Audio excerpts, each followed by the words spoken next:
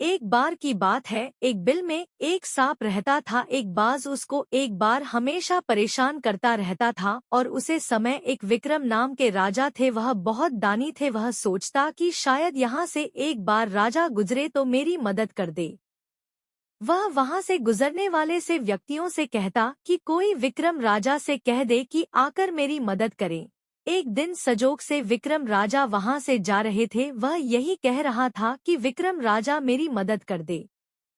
राजा रुक गए। राजा ने कहा कि क्या समस्या है। उसने कहा कि एक बस मुझे परेशान करता है, आप मुझे यहाँ से बाहर निकलिए तब जो है उसे। राजा ने कहा ठीक है, लेकिन उसने कहा अगर मैं यहाँ से चलकर जाऊंगा तो बाद मुझे मार डालेगा। मैं आपके अंदर घुस जाता हूँ, बाद में निकल जाऊंगा। राजा ने कहा ठीक है। फिर राजा कुछ दूर गया जंगल के पास। उन्होंने कहा निकल जाओ। सांप ने कहा मुझे बिल से ज्यादा यहाँ अच्छा लगता है, अब मैं यहाँ से कभी नहीं निकलूंगा। फिर धीरे धीरे उसे सांप का जहर इतना फैला कि राजा को कोढ़ हो गया।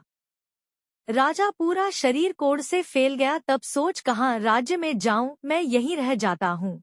वहां पर ताम्रध्वज नाम के एक राजा थे। उनके 3 पुत्री थी। राजा ने तीनों पुत्रियों से कहा कि कौन अपने कर्म का खाता है, कौन मेरे कर्म का। दोनों पुत्री ने कहा पिताजी मैं आपके कर्म का खाती हूँ।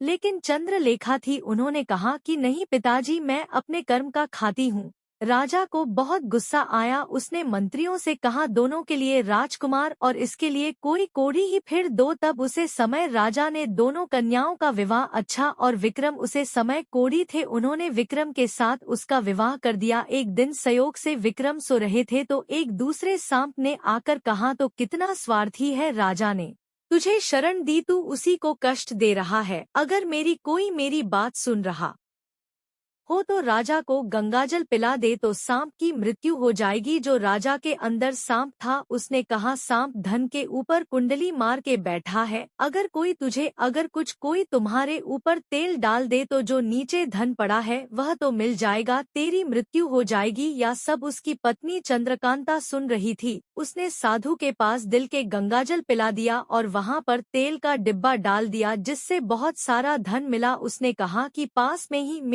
मेरे लिए एक जो है महल बनवा दो। राजा ने कहा ऐसा क्यों। उसने कहा नहीं बनवा दीजिए। फिर उसके बाद एक समय ताम्रध्वज के ऊपर कुछ दुश्मनों ने सैनिक कर परास्त करके प्राप्त करके और उसे जो है नगर से बाहर निकाल दिया। वह एक राजा की वहीं इस अपनी बेटी के पास पहुंचा और उसने कहा कि बेटी मैं आपको पहचान गया हूँ, मुझे अपनी गलती का एहसास हो गया है। सब अपने अपने भाग्य से खाते हैं, कोई किसी के कर्म का नहीं खाता है।